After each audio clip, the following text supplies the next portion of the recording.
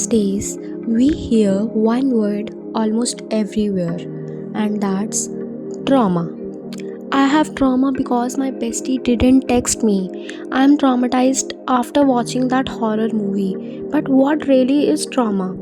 Is it fair or even helpful to use it so casually? So, welcome to Cortex Conversations, where psychology meets the soul.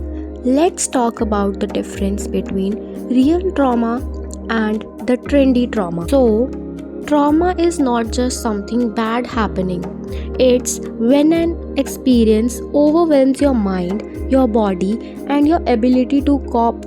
It leaves a mark sometimes visible, but they are invisible in maximum cases. So, according to psychology, trauma is a response to a deeply distressing event that shatters you and your sense of safety or identity. For example, childhood emotional neglect, when you were never hit but no one asked how you were feeling, you were told to stop crying or labeled as too sensitive. Because of this, you grew up suppressing emotions, feeling invisible, and now struggle with emotional intimacy.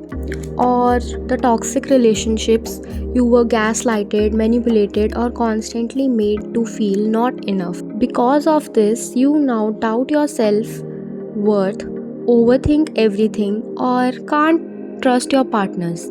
Some more common situations because of which people feel traumatized are witnessing domestic violence as a child, sexual assault or harassment, sudden death of closed ones, bullying, etc.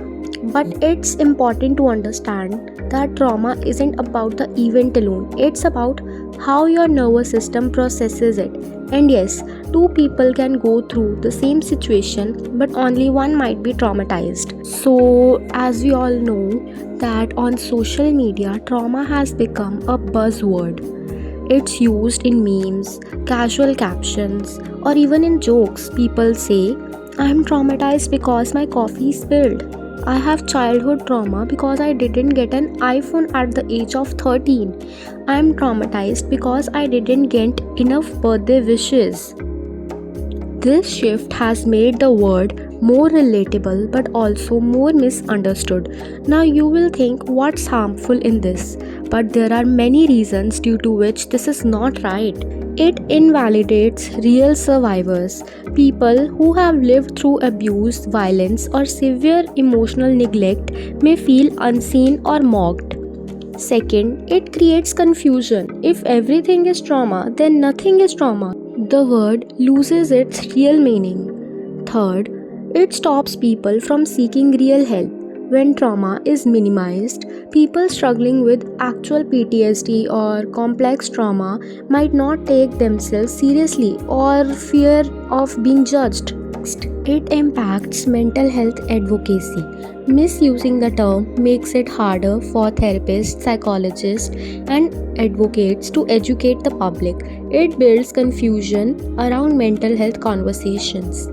Next, it turns pain into a trend. On platforms like Instagram and TikTok, trauma is often romanticized, aestheticized, or turned into quirky content. This commercializes pain and encourages unhealthy self identification with suffering for likes or engagement. Remember, we are not supposed to trend our trauma, we are supposed to heal from it. So, let's use the word mindfully. It's okay to feel deeply, it's okay to vent, but let's also learn the difference between a bad day versus emotional trauma. Bad day is a short term emotional response to everyday stressors.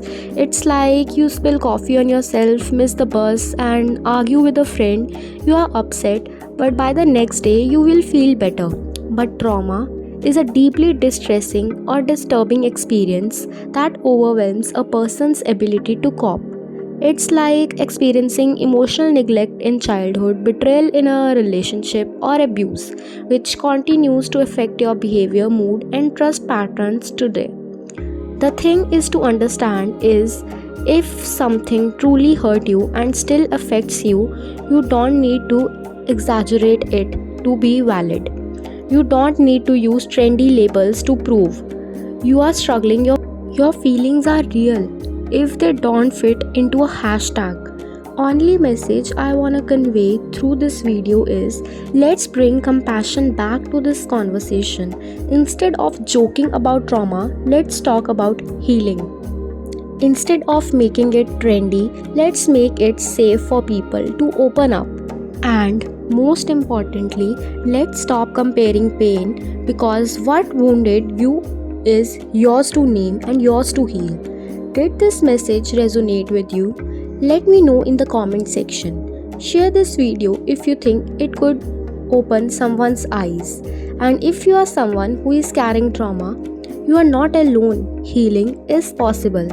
Thanks for watching.